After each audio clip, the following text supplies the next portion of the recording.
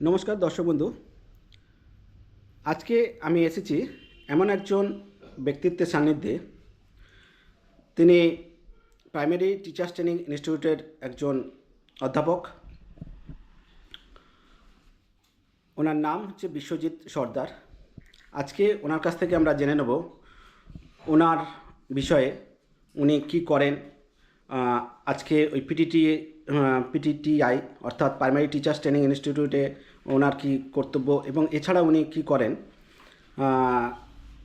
এবং ওর সঙ্গে সঙ্গে আমি জেনেছি যে কবিতা লেখেন, গদ্য রচনা করেন। এই সমস্ত ব্যাপারে আমরা সমস্ত কিছু জানব। তো চলুন ওনার সাক্ষাৎ করা যাক।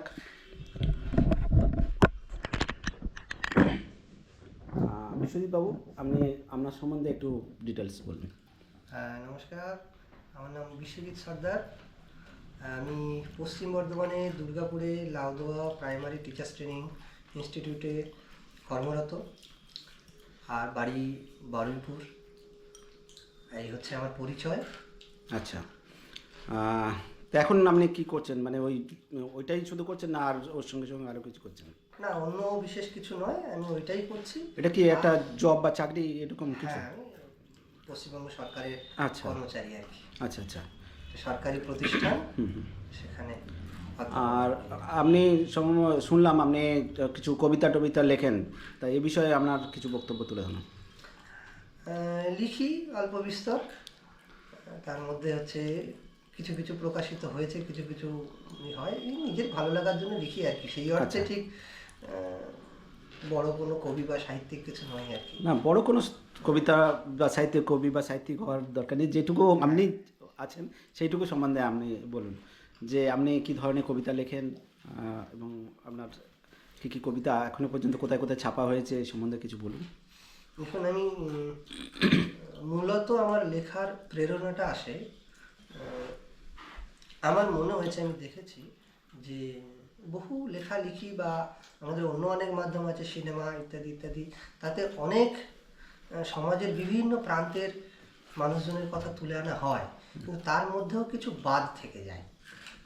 হয়তো এমন একজন মানুষ যার কথাটা লেখা বা তুলে ধরার বা যার সম্বন্ধে কিছু বলার প্রয়োজনটা সচরাচর আমরা কেউ হয়তো করি না, সেই বাদ পড়ে যাওয়া মানুষটির কথা বলার জন্যই মূলত আমার লেখার প্রেরণা আর কি। তো আমার কবিতা টবিতাগুলো স্বাভাবিকভাবেই সেই ধরনের, বা অন্য যে লেখা সেগুলো বেরিয়েছে বেশ কিছু পত্র পত্রিকাতে। আমার প্রথম পত্রিকা প্রকাশ, মানে প্রথম কবিতা প্রকাশ হয়েছে পথ পত্রিকাতে। এছাড়া অন্যান্য অনেক পত্রিকাতে বেরিয়েছে, সবগুলোর নাম এখন মনে নেই।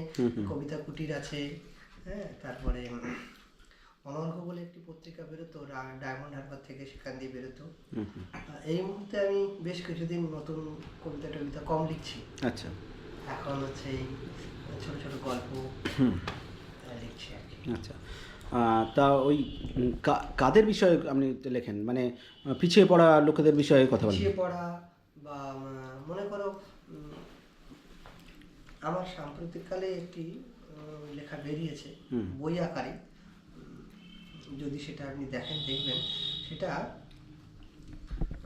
তথাকথিতভাবে আমরা একজন মানুষকে অসামাজিক ধরে নিই।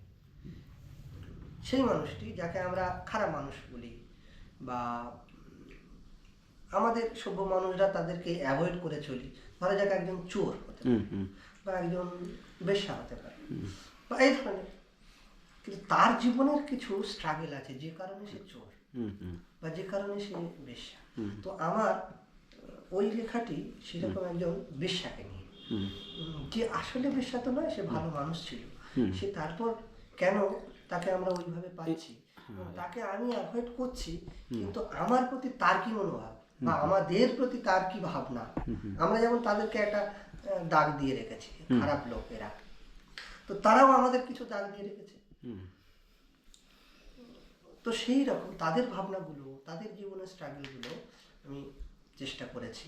বা ওই লেখাটির নাম রাঙামাথা চিরুনি, একটি উপন্যাস, ছোট্ট। এটি গত বছর বেরিয়েছে। সেটাতে একটি মেয়ের কথা লেখা হয়েছে আর কি, ওই ওই রকমই। তারা স্টেশনে থাকে মূলত, উদ্বাস্তু যারা স্টেশনে যাযাবরের মতো করে, সেই রকম, সেই থেকেই তার জীবনে নানা রকম। এটা কি আপনার কোনো মানে বাস্তবে তাদের কোনো ইয়ে আছে নাকি পুরোটাই গল্প ভিত্তি? বাস্তবে কিছুটা অনুষঙ্গ ছিল, আমি একজনকে দেখেছিলাম, তার বিষয়ে বেশি মানে কিছু বলতে চাই না, তবে তার অনুষঙ্গটুকুই ছিল। তারপর বাকিটা আমার অন্যান্য দেখা জগৎ থেকে কিছু কিছু করে কালেকশন করে তাতে জুড়ে দিয়েছি। আচ্ছা আচ্ছা, ঠিক আছে। তা এখন তাহলে গদ্যই লেখা হচ্ছে? এখন ছোট গল্প লিখছি, ছোট ছোট গল্প লিখছি। বেশ কিছু গল্প বেরোচ্ছে, ভালো ভালো কয়েকটা। আচ্ছা, তা এরকম একটা গদ্য বা কবিতা বা গল্প এরকম যদি আমাদের সামনে একটু পড়ে শোনানো যায় তো খুব ভালো হয়। গল্প শোনার মতো ধৈর্য হবে কি? হ্যাঁ, নিশ্চয়ই হবে। ঠিক আছে, আমি একটা ছোট্ট গল্প পড়ছি। হ্যাঁ, কিন্তু মাফ করবেন, আমার ফোন থেকে পড়ে বলতে হবে।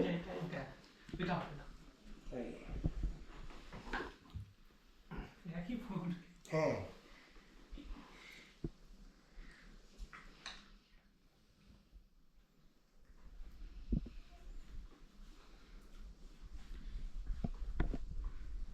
আচ্ছা, গল্পটার নাম হচ্ছে আজ শুভ দিন। রান্না হয়ে গিয়েছে, তবু জিনিসপত্রগুলো গুছানোর অছিলায় একটু সময় পার করতে চাইছিল সুমিতা। ছেলেদের এই মেসটায় আজ নয় নয় করে 7 বছর রান্না করছে সুমিতা। সেই যে বছর অরুণের অ্যাক্সিডেন্ট হলো তারপর থেকে। আজ মেশে আনন্দের দিন।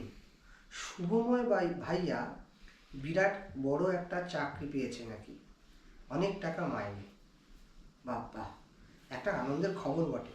সেই কবে থেকে পড়াশোনা করে করে শেষকালে একটা চাকরি। ছেলেগুলো ঘর বাড়ি ছেড়ে, বাবা মা ছেড়ে, কত টাকা পয়সা খরচ করে মেশে থাকে। খুব মায়া হয় সুমিতার। যাক, শুভময় ভাইয়াটার একটা হিল্লে তবু হয়ে গেল, অন্য ভাইয়ারাও পেয়ে যাবে একে একে। আপাতত কাল থেকে মেশে 3 জন হয়ে গেল। নতুন ছেলে না আসা পর্যন্ত সুনিতার মাইনেটা একটু কমে যাবে মনে হয়। শুভময় ভাইয়া ব্যাঙ্গালোরে চলে যাবে কাল। আজ পার্টি হচ্ছে ভেতরের ঘরে। শুভময় ভাইয়ার 2 জন বন্ধুও এসেছে। অনেকদিন পরে ছেলেটা একটু মাংসের ঝোল মুখে দিতে পারবে। নিজে সে কিনে দিতে পারে না খুব একটা। সামান্য মাইনের টাকা কটা তো অরুণের ওষুধ কিনতেই অর্ধেক হয়ে যায়। তবে মেশের ভাইয়ারা তাকে খুব স্নেহ করে। বলে, বিশেষ করে সুমন ভাইয়াটা বলে, কোনো অসুবিধা হলে বলো আমাকে, তুমি আমার দিদির মতো। এই তো সেদিন অরুণের ওষুধ শেষ হয়ে গিয়েছে, কিন্তু কাছে একটা টাকা বলতে নেই। কুটনো কোটার সময় সেই কথা ভাবতে ভাবতে কখন এক ফোঁটা জল পড়েছে চোখ দিয়ে। সুমন ভাইয়া ঠিক দেখেছে, এত অসুবিধায় বলবে তো আমাদের। টাকাটা মাইনে থেকে কেটেও নেয়নি সুমন ভাইয়া। বলে কিনা, অরুণদা ভালো হয়ে গেলে ডেকে একদিন খাইয়ে দিও। তা সে কি ভালো হবে কোনো দিন? ভালো কিছু রান্না হলেই ভাইয়ারা বলে, তোমার বাবাইয়ের জন্য একটু নিয়ে যেও সুমিতা দি। কিন্তু আজ এখনো কেউ কিছু বলছে না কেন? রান্না হয়ে গিয়েছে অনেকক্ষণ, কতক্ষণ বসে থাকা যায়? ভাইয়ারা বোধ হয় ভুলে গেছে আজ। পার্টির মেজাজে আছে তো। একটু ইতস্তত করে দরজাটা ঠেলে সুমিতা বলল, আমি আজ তবে আসছি ভাইয়া। সিঁড়ির মাঝামাঝি এসে পিছন থেকে ডাক শুনতে পেল সুমিতা, উপরে এসো, বাবাইয়ের জন্য একটু মাংসের ঝোল নিয়ে যাও। মাথাটা বড্ড ঝিমঝিম করছে। শুভময় ভাইয়ার গিলাসের লাল টকটকে জলটায় পেটের ভেতরে সব কিছু যেন টকবক করে ফুটছে। পেটের উপর আর বুকের কাছটায় কাটার মতো জ্বালা করছে। কানের কাছে একটা কথা হলো ফিসফিস করে, এবার একটু চোখটা বন্ধ করে থাকো। সুমনটা লজ্জা পাচ্ছে, তোমাকেও দিদির মতো দেখে কিনা।